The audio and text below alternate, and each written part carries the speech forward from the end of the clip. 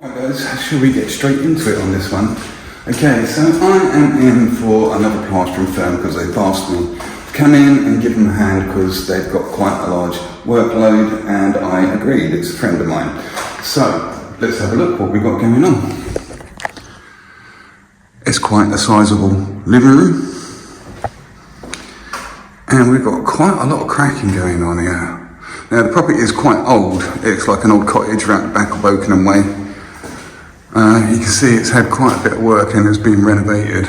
Now, it's got quite a bit of severe cracking up the top here. I don't know which way the joists go, but look, massive great big crack through there. I can only assume, because like I say, I've only just turned up to this job this morning. This is the first time I'm seeing it, same as you. It's quite a nasty crack now. It looks to me like they've got in there and they've put some straps in there to try and hold that crack together. That's exactly what I'll do. Like I say, it's an old property, and I'm figuring that this has probably been an extension because the age of the property. But look, this is popped because these plastic electrical caps are too close to the surface, look. And you wouldn't have had these plastic caps when the actual original building would have been built, unless the wiring was redone at some point. I mean, that used to be, look at that, it looks like that used to be an old doorway into the house. There we go, look, we've got some pops. Now look at these bricks down there, they look like they'll be the original bricks. And we've got some sand and cement there which has been skimmed. And apart from this bit here, there's not really any severe cracking. Somebody's bonded that up. Let's have a look. There we go, look. Down here on the skirting line there we can see the blocks have changed. Now these look like thermalites to me, which they are, very light, but quite brittle. So look, we've got a stress crack over this window, down here, although these have been sand and cemented as well. So yeah, look, the lintel has popped up there.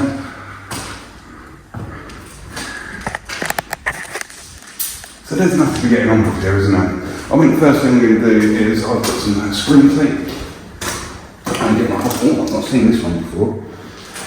Principle self-adhesive drywall tape.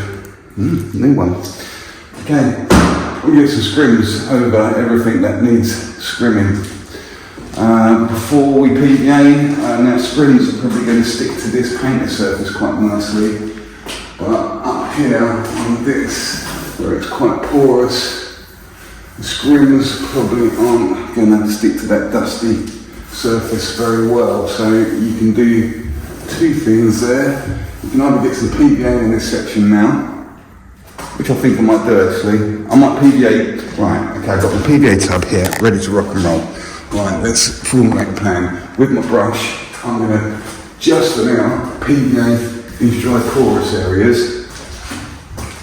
Then I'm going to start scrimming up these areas and across the ceiling and that. And by the time I've got the painted areas scrimmed up, hopefully the suction on these dry porous areas would have pulled in, stabilised all this dust, and then I'll be able to get my scrim tapes to stick to it much better.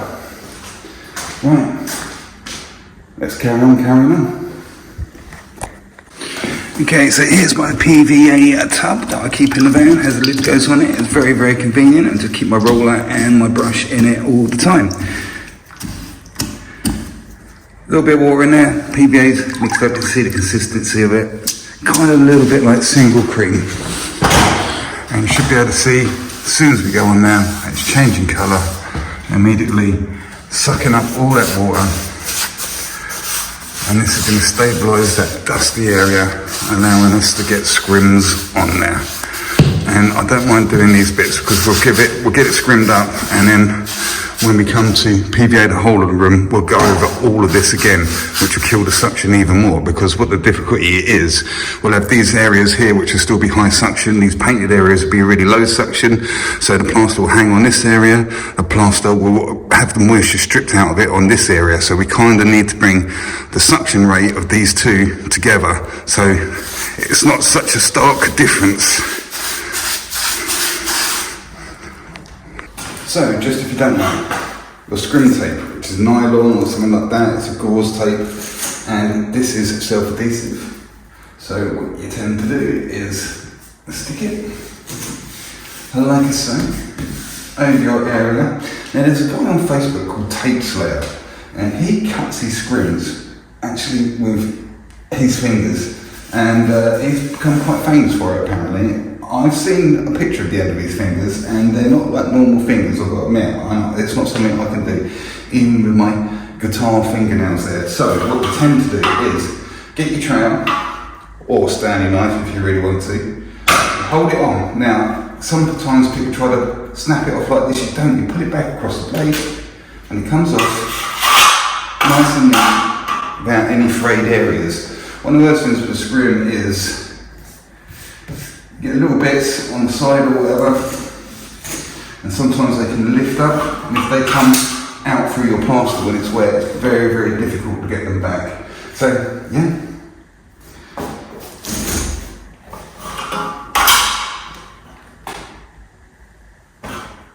Scrimming.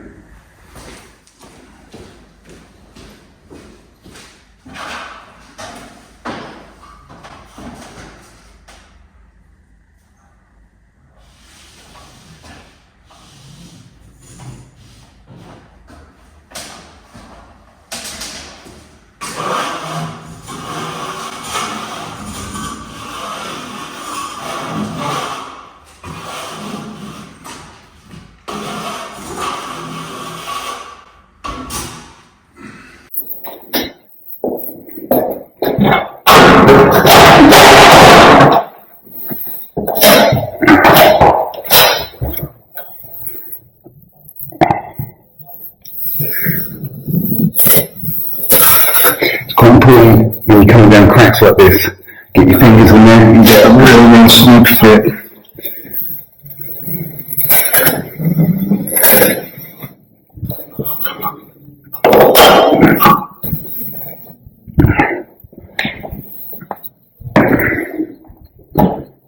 Now, there's a saying, too many cooks spoil the broth.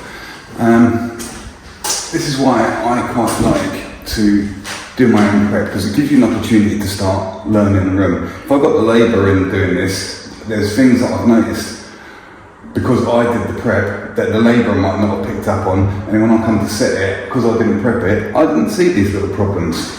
And by prepping myself, I can adjust the way that I approach this room. Now, there's two little things that I've noticed straight away. I'm scrimming up, and we're pretty much, as far as I can see, scrimmed up everything that is necessary. Sorry, I missed those little bits up there. I've got to get some little bits in those little circles where they've obviously been cut out for wires. But from scrimming up, I've noticed we can come out on camera. There's a jiggle in the ceiling just here. Can you see it? It's kind of like from here, it starts to go up and then it comes back down again. The fisheye lens on the camera doesn't help, but I noticed that on that side. After, I noticed it on this side as well. So I noticed it first and I thought, well, maybe it's just where that old front door used to be. So I didn't bear much mind to it. I thought maybe it was just on this one side. But then when I came over to this side, I noticed it's there as well. So that's probably going to mean it's running through this whole section here. The other thing that I noticed is, when I came to put PVA on these more porous areas, you see here I've bled it over onto the side, and with the scrim you can see where this old electrical capping is. I've doubled it up, but I noticed that this PVA here, even I'd done that quite a while ago before I started scrimming up, on this painted surface is still quite wet. So now I've noticed that this is going to give me an indication that these painted walls must be painted with something which has really, really sealed the surface up. So if that PVA is hanging for that long, then the plaster's going to hang for that long. But we've got to PVA it because the plaster will not stick to plain old paint. We've got to PVA it and physically glue that plaster to the actual surface. On the porous areas, we need to kill the suction down, so that's what it does there. When you've got no suction, when you've got high suction, PVA or SBR. Very often I'm using PVA. So what I'm probably going to do now is, because we're at 2 points now, we've got the scrimming done, now we've got left to do is the PVA and putting the beads up. Now, quite often I might have put the beads up next, but because I noticed that the PVA is taking so long, what I'm going to do now is go to the PVA section, PVA the whole room, okay? And then that's going to stop, because it's hanging so much, then I'm going to get the beads. And hopefully by the time I've got the beads on these doors here, this window here, and this window here, then that PVA is going to start tacking up and be in a suitable condition for us to start plastering. Because if we beat it up and then PVA'd, and then like PVA is hanging around for 10-15 minutes, then we can't get on with any plastering, can we? So that's the order in which things are going to be done on this particular job. It's much easier and quicker if you've got a roller and a decent sized pole.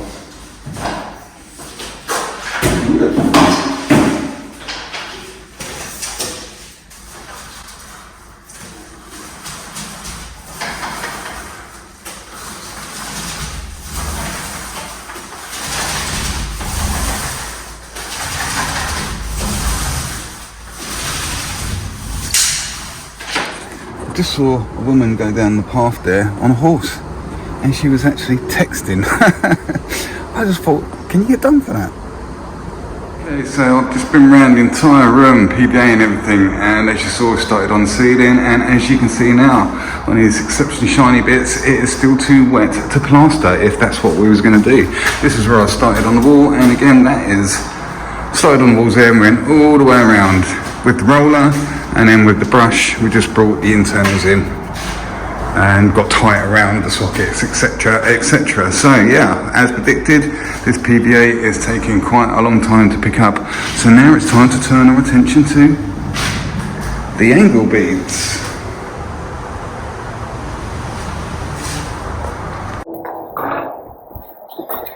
Okay, so our snips.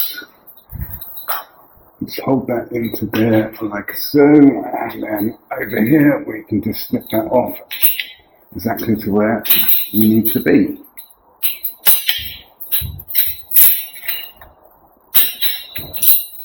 Okay.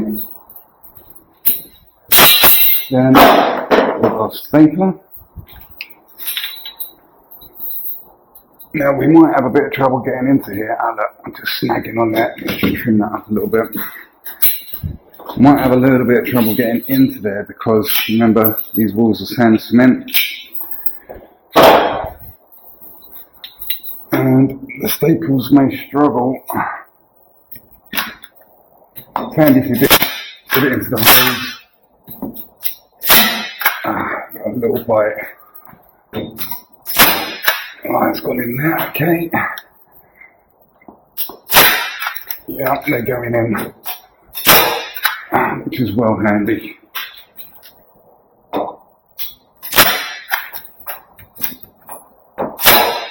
Okay, so the majority of those have gone in. Some of them are a little bit sticky, so we just get our hammer. See here, look. I don't know if you can zoom in. I'm using the new camera. I'll do it later on the laptop. See this one. Just pinch them flat, and as you can see, that is being held quite sturdy indeed. That's how we do it.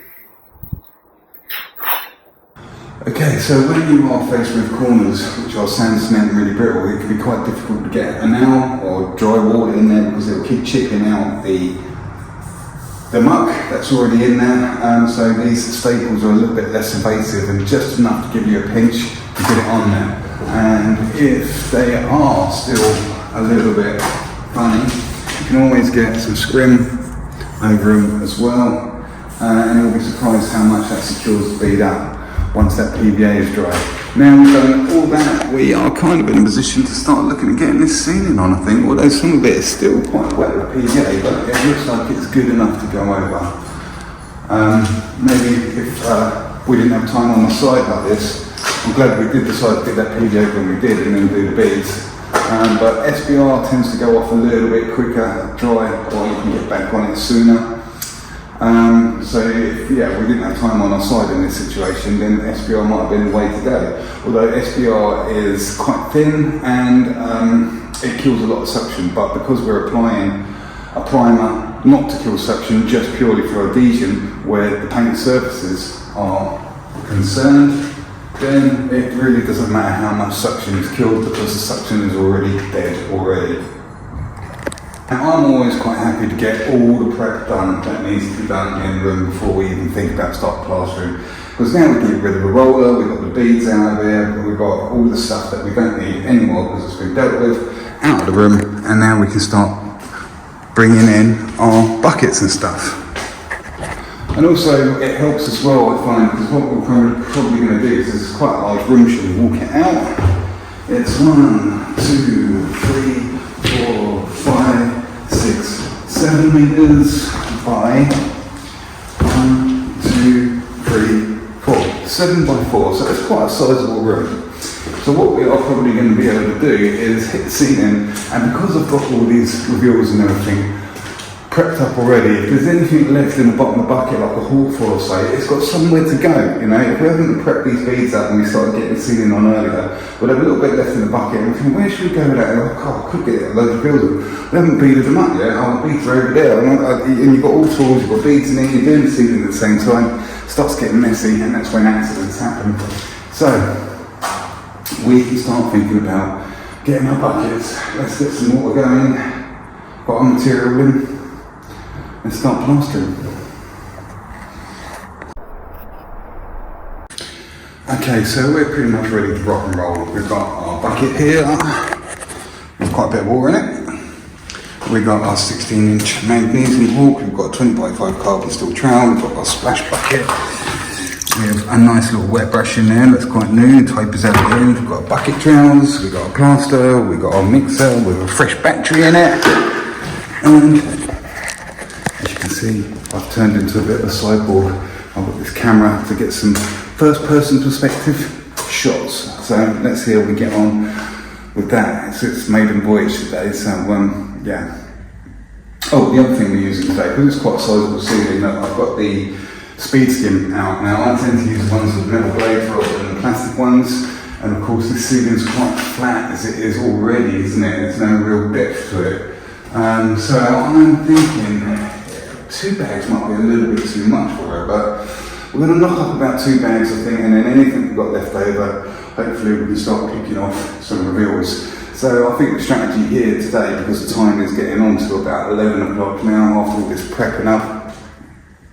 So what we're probably going to do is hit the ceiling, take out a couple of reveals, because we've got tomorrow here as well. So tomorrow that leaves sort of like 1 hit here, and then another hit here, so 2 hits for tomorrow. And of course tomorrow we've got all the prep done so we can get in straight away and start plastering virtually immediately. So yeah, right, let's get on and carry on.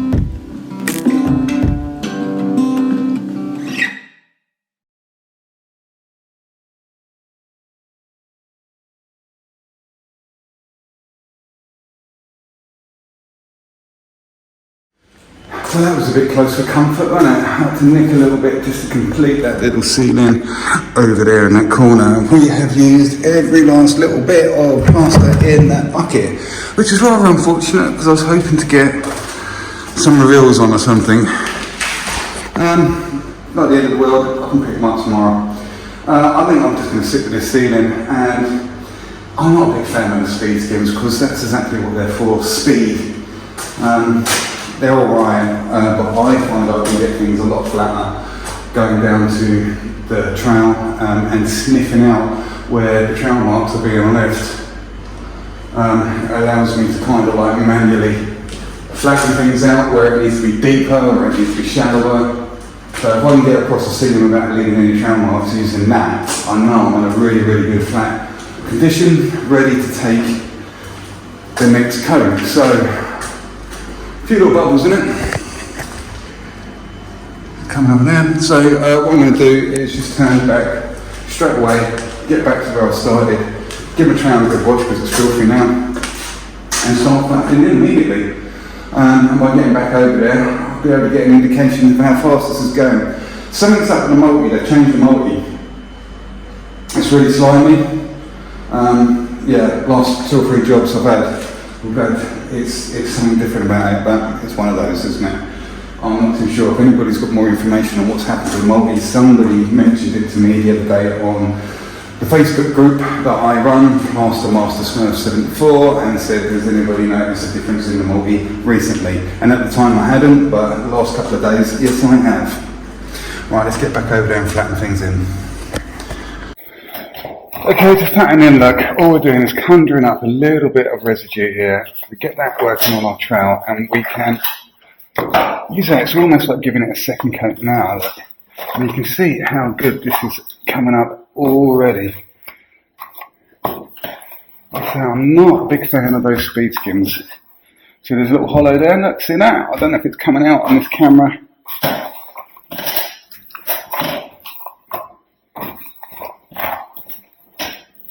I said it before with those speed skims, when you run across, especially the plastic ones, it's kind of like carpet bombing an area, no?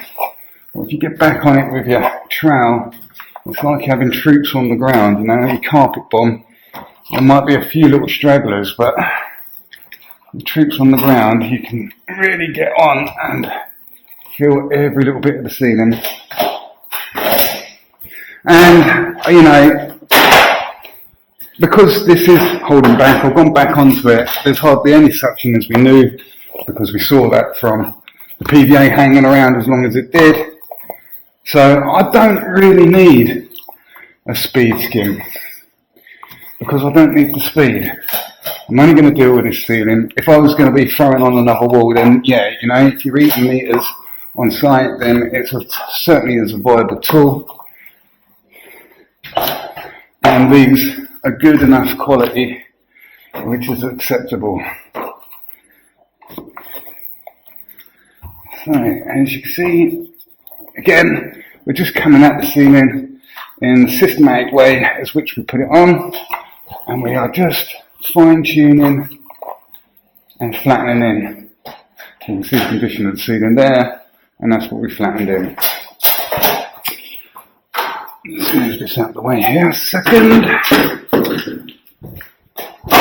Right, I'm going to turn my hop up this way so I can get a longer sweep at it. Okay, when you're putting on, it didn't really matter so much about keeping your trowel clean, but flattening in, I would say it does a little bit more. So we can see the condition we're in now.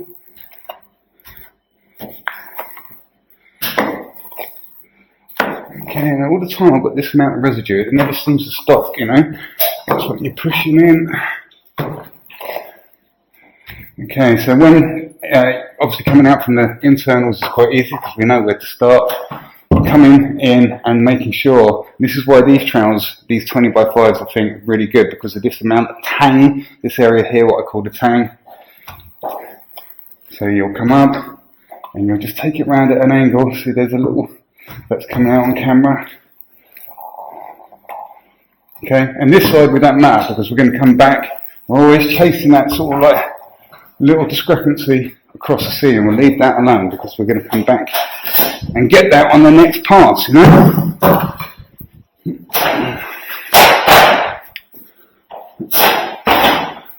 Again, as you can see, look, coming in, alright, pushing that all around, and this is the last flattening off sweep.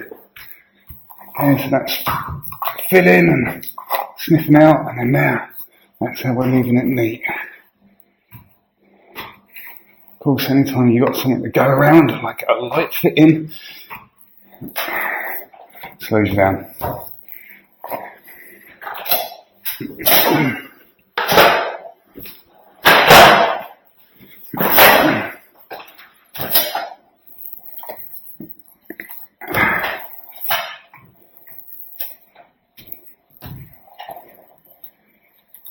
Okay, let me build that up, see this little hole here that's coming through on the camera.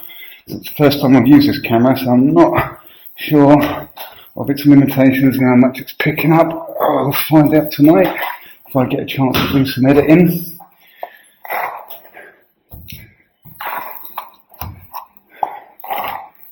Okay. And again, now that we can come, even when we come to there, look, we can get into the internal and we can reach that. There's a little wiggle at the end there is what kind of pushes the plaster out. This will give you a really nice straight internal, and you do need a straight trowel to be able to do that. You will struggle to do that if you've got a curved perma shape. You will probably need to rely on a corner trowel, whereas I do never ever use corner trowels. I just rely on straightness of my 20 by 5, and right at the end I'll brush it in with a little inch brush. And we've got a little gap there, let's see, let's pick that up. Okay. Right. So let's have a quick look, there's the difference. And there we are, flattened in. Now again, this multi is funny, look, it's pimping, it's hanging over this scrim here. It's just weird. Right, I'm just going to continue through here now. Okay, so coming back up here, doing the old touch test, look, it's not sticking to my fingers so much. I've still got some nasty pimples coming through. Air bubbles where that scrim was. Yeah, it's very, very strange, and it's kind of got a rubbery feel to it. It's not creamy, it's like rubbery. But I dare say we're in a position to get the second coat on this now.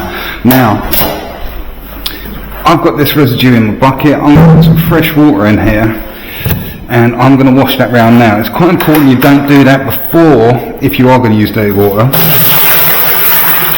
It's quite important you don't do that before, because otherwise you knock it back and it starts setting in the bucket.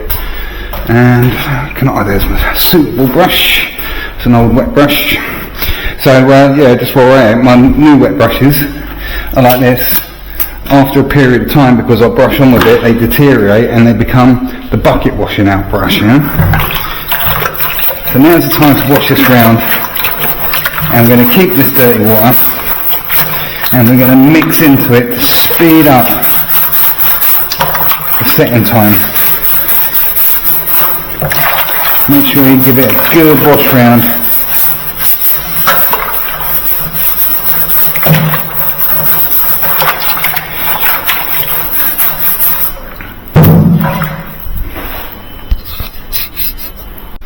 Okay, so I have knocked up a bag to put the second coat on. Generally it is about half as much again, so 2 bags to get this on, 1 bag to get the second coat on.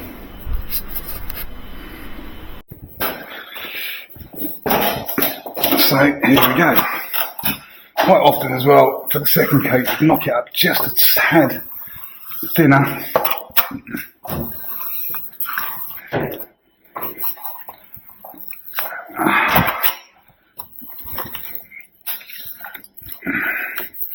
And see, compared to the first coat, it is going on much more regulated, because we took the time to flatten things out as much as we did. This is where we start saving time, by spending time getting things good earlier on.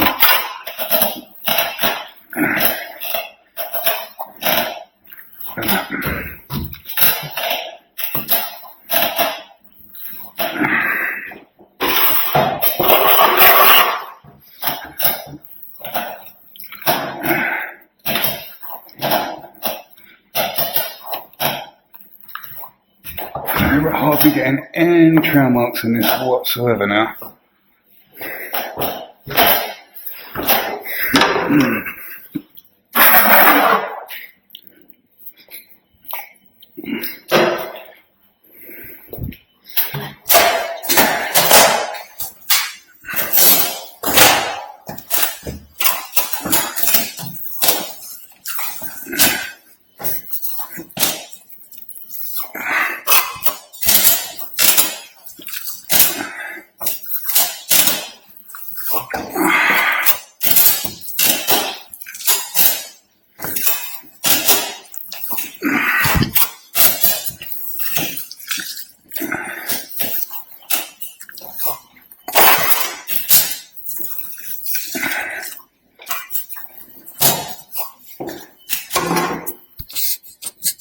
Right, so there we go, that's the condition we got the ceiling on. We haven't turned around and flattened it in yet.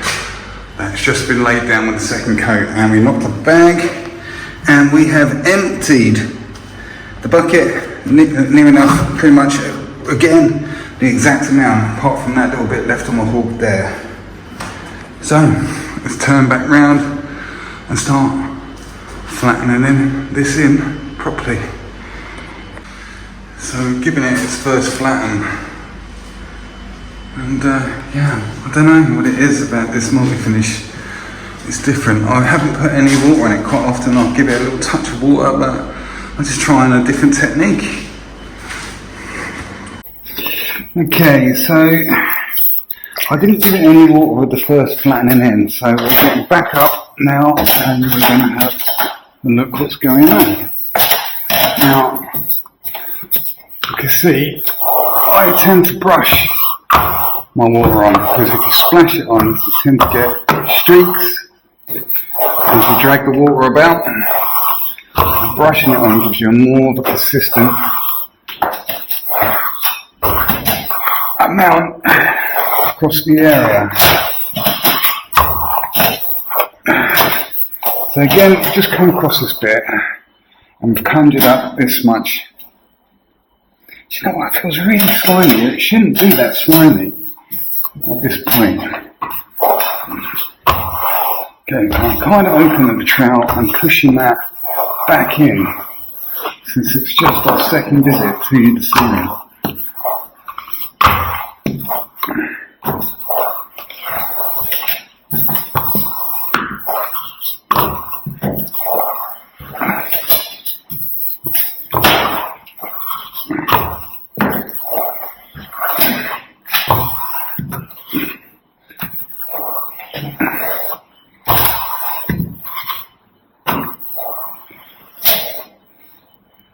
So much we're getting out.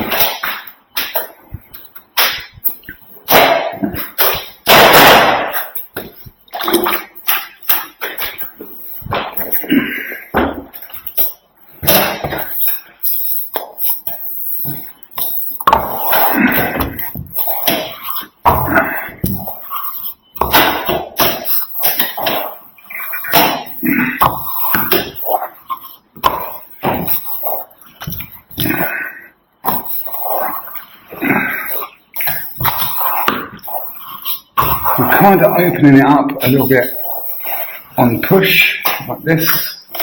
Open it up, and then we're kind of closing it back in and pushing that residue that we're getting out back into the plaster at this stage. Later on, we need to really be taking it out. But like I say, I'm pretty sure they've changed something with this multi-finish, and I'm not sure exactly what's happening.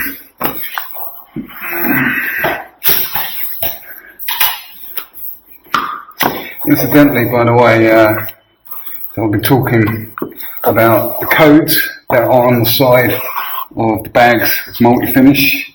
So down here in the south, we do not tend, or at least I don't see it, and it's not stocked in my local wicks, the green bags of board finish. As you see, Kurt Johnston using board finish all the time. I don't know where that is, why we don't get it down here, but I hadn't done it myself, but somebody commented about the code that you find on the side of the bags. So let's have a look here. So this is B3 here, so where the date is, here it says B3, okay? Sometimes it will say B2. And apparently that is the equivalent to either multi-finish or board finish. I don't know which one's which one's B2 or B3, which one's more similar to board finish, but I know there is quite a colour difference to them. One is quite a bit paler than the other, and I think it's the B2 that is paler.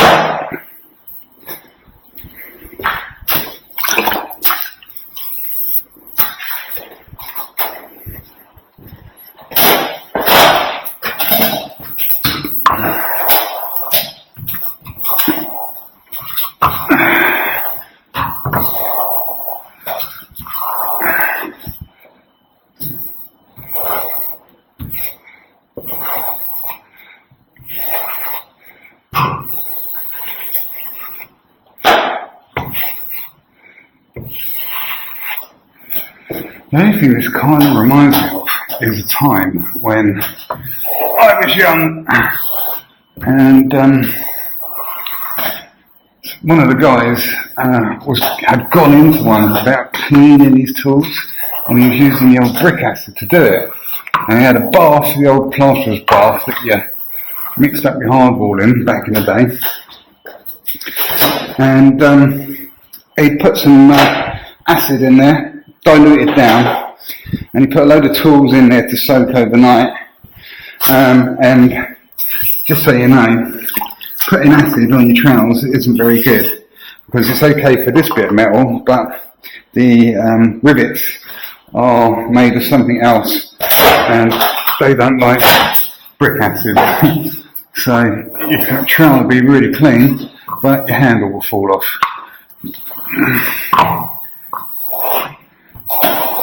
So I remember he was doing this, and there was a water butt that we was taking water from. So I think he'd left his tools in there overnight, some shovels and some stuff, and then he got them out into the water butt and was washing them off and rinsing them off in the water butt. And then of course we started using that water from the water butt to mix up the plaster. And there's a few of us on a big ceiling, and we was getting this, what is happening to this multi-finish? And it felt like this. And then I worked out what had happened. I said, do you want to tell what it is? He's been rinsing off brick acid into the water butt. And we're mixing up, we've mixed brick acid into the plaster. And we had terrible trouble with it. Good job we didn't get any of it in our eye. Tiny little lump now. I think it might be time for me to get another setting bucket. I've not been that impressed. I've not been that impressed with that Rafina one that I've got. It's just a small lump that might be able to bury it. Yeah, I've not been that impressed with the Rafina one. The bottom warps and collects up a lot of plaster residue, and it's also developed a leak. And it's not that old. I've had other setting buckets that have lasted a lot longer. But yeah, this is the Rafina bucket I'm on about. And it doesn't look that clean, but you can see down there, there's those little pockets. It seems to be, for some reason, this you can see this is all warped. It's up, down, up, down, up, down, up, down. I don't know why it's done that. Just feel like the bottoms need to be a little sturdier. Right, I'm just going to continue doing this. Right, look all this residue here. It's so slimy, man. Just keep your water bucket clean. Sorry, splash bucket. I tend to do this initially. This is for cleaning out the drill, the mixer. So that will do what we need just for the moment. So yeah, just systematically in exactly the same manner as which you put it on.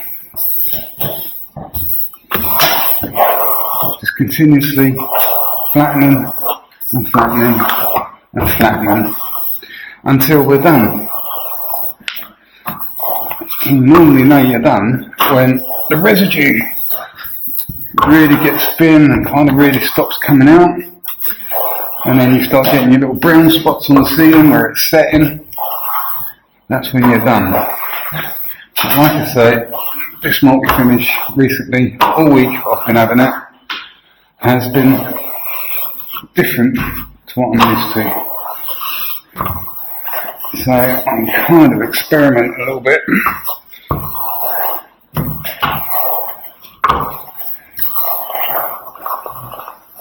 And I remember another time way back when the company North KNAFF, I believe they still make plasterboard.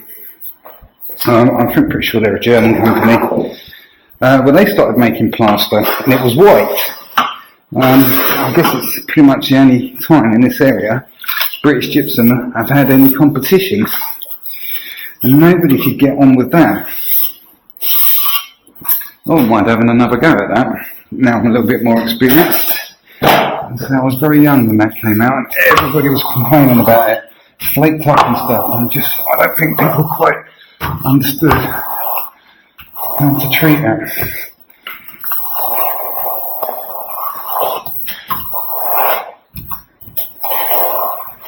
is very, very gooey. Oop.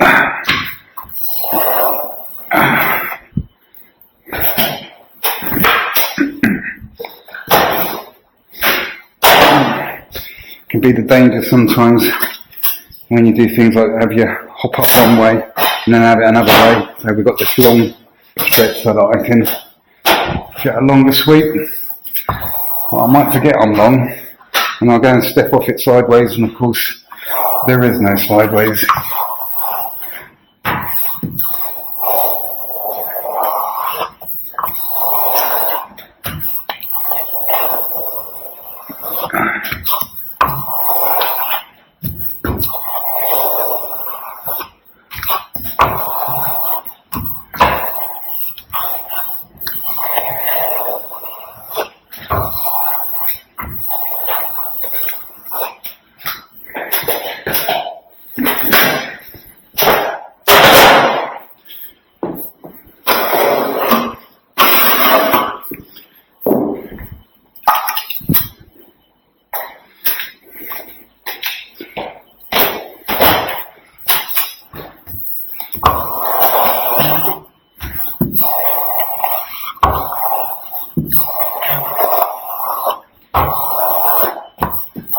Feeling there's just not enough of the larger granules in it. I think the granules are smaller or something. It's really not holding itself as nicely as what I'm used to. It's like if you keep playing with it and you start banging all the larger granules together and keep playing with it when it's wet, going over it, and you start conjuring up all the fats and the smaller particles to the surface, and it gets puddingy, is how I describe it. Puddingy and ripply. That's what this kind of feels like.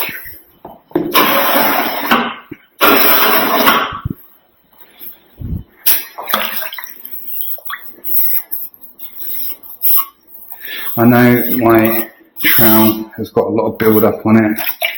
I'm meaning to clean it off. It happens.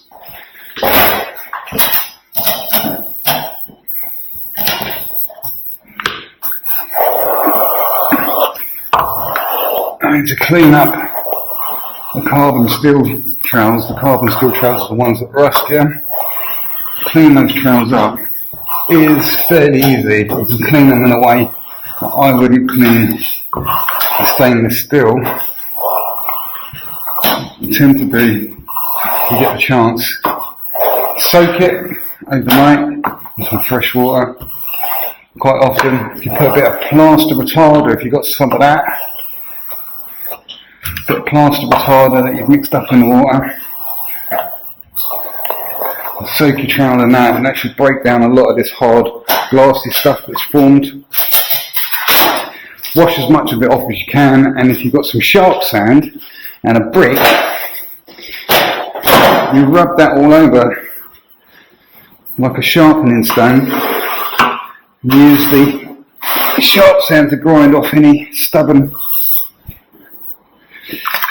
bits of plaster still on there, and it will bring it up really, really nice. Now I wouldn't do that to stainless steel, because what will happen is you'll just put loads of scratches all in the surface of that blade, and within a week or so the stainless steel will be just as dirty as it was, because now it's got a load of key to collect up more plaster. It sticks to it easier. Whereas I find that doesn't happen with the tougher carbon steels.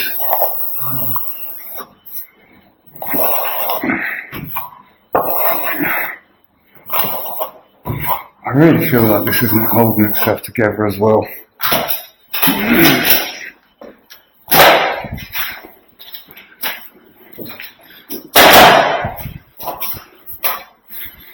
I'm feeling I want to switch to something flexible. What I fear, we haven't dealt with all the ripples yet.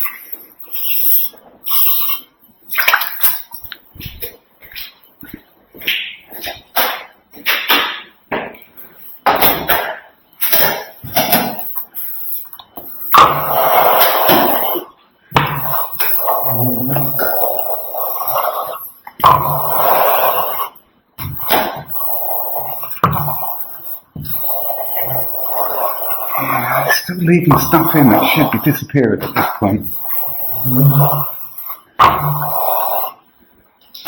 You can see it should be disappearing.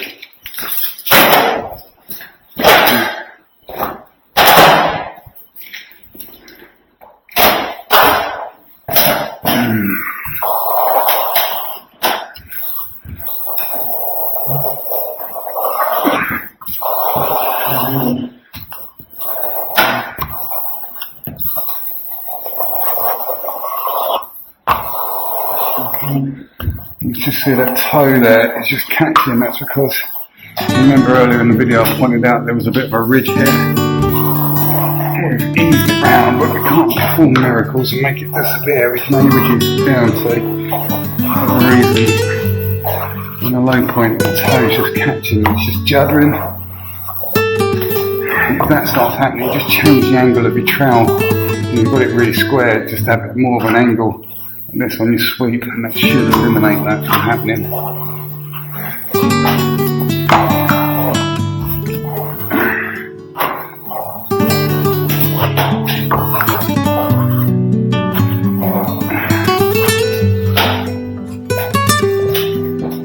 Very, very slimy.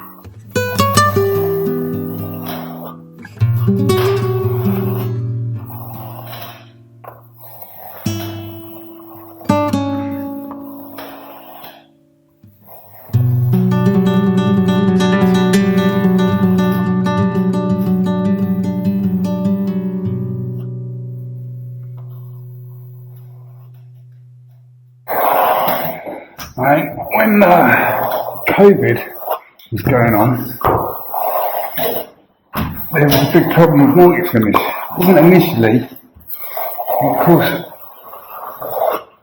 plaster is a bit like milk in the sense that it's got a sell-by date. So long after the restrictions of COVID were lifted, there was a massive, great big backlog of plaster that, hadn't been being made, so the conveyor belt stopped. So there was quite a big knock-on effect of people not being able to get plaster. And you're seeing bags of multi-finish turn up on eBay, like 30 quid a bag or something ridiculous like that. And at my local Wicks, when they got some in, they were rationing it, and it was rationed to 5 bags per person at the regular price. Or I think it was a bit more expensive, I don't know. But then I was seeing vans full of a load of guys in the back of the van, like a big jumbo van, and they was all going out and getting 5 bags each and loading the van up, and obviously just to be able to sell it at an extortionate rate. But I do remember, right in the middle there, we was getting some plaster. I remember, was it called Pure Finish? It was getting Irish plaster, and it was like, well, at the time that was extortionate, because I think, plaster was about 7 or 8 quid a bag, and we was paying £11 for this Pure Finish, and everybody quite liked that. I think I did. As soon as the COVID thing went away, and multi-finish, British Gypsum got back on their feet, we can't get it anymore.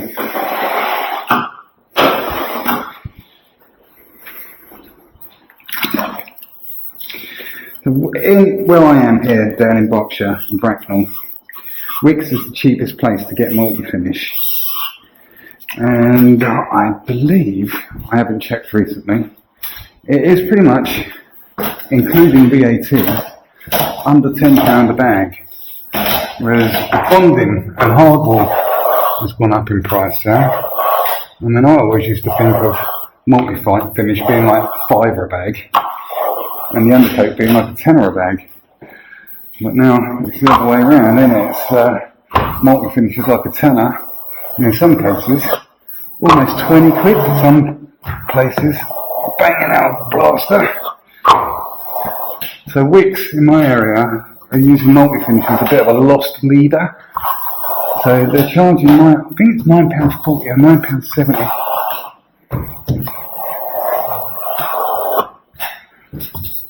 So it's really cheap. But then they charge you ridiculous amounts of money for all the stuff that you need to go with it.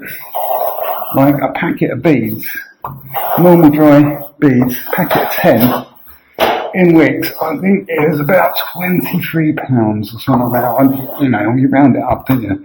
So I'd say it's 25 quid. And then we got Travis over the road, Travis, last time I went in there, they was charging me £12.40 for a bag of multi-finish. But if I got the right guy on the till, he'd do me beads at £1.20, including VAT. So it depends on what you want. You need a lot of beads. Go to Travis. I've not got an account with Travis.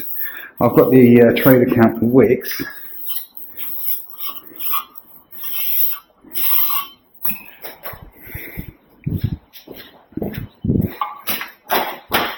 So yeah, £1.20.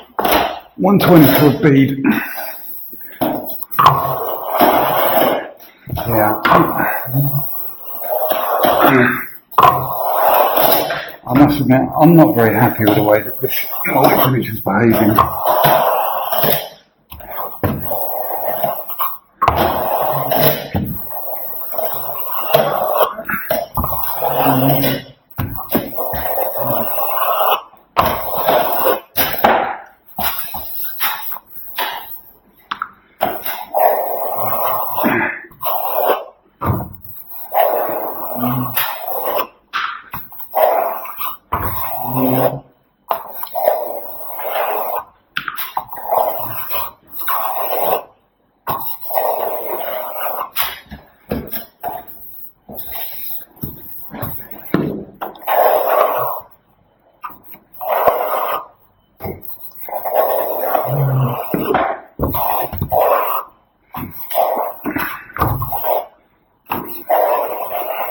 It's very, very puddingy. I'll be interested in the comments if anybody else has been experiencing this.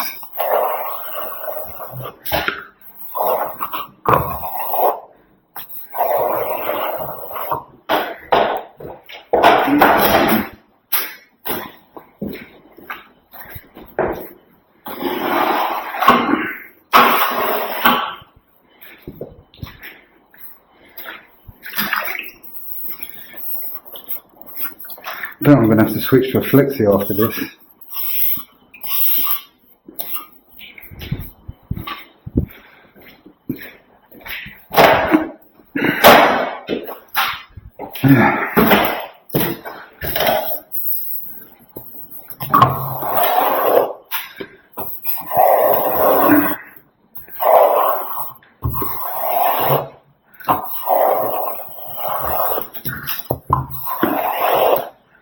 I just feel this plaster needs a lot of attention, a lot more work.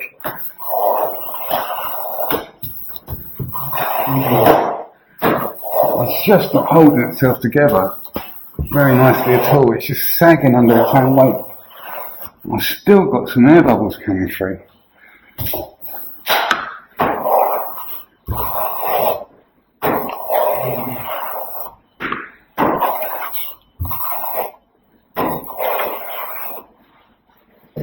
Yeah, I'm complaining.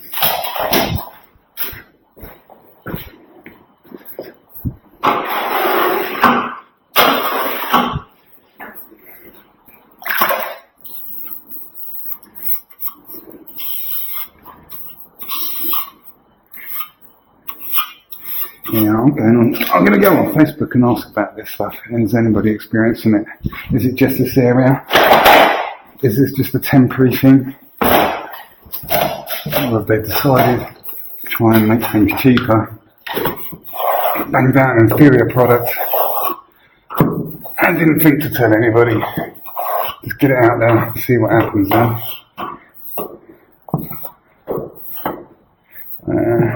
I think British Gypsum have been allowed to have no competition. A bit too long, haven't they, really? I'd like to see somebody else make some plaster. Right. There we go, the ceiling is finally done. And yeah, I needed to stick with that for quite a while. Yeah, I'm not sure. I mean, I was pretty much bang on the level once I started when the builder turned up and I had a discussion with him.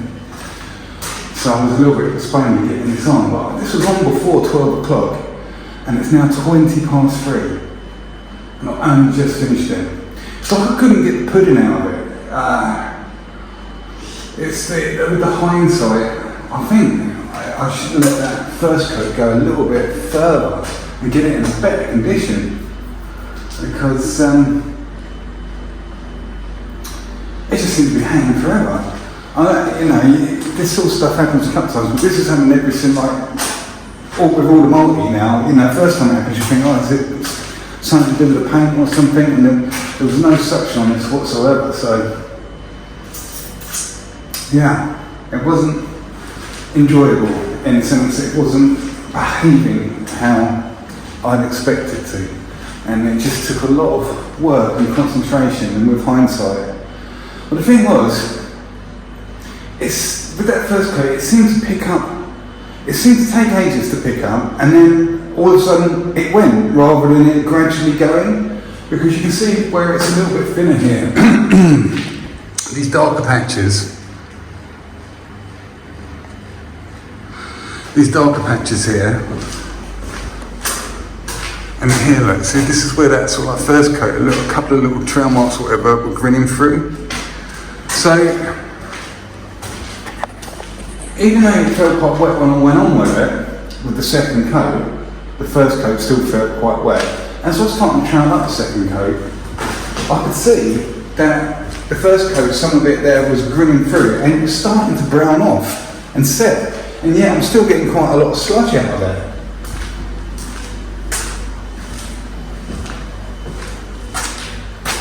Anyway, it's enough about that.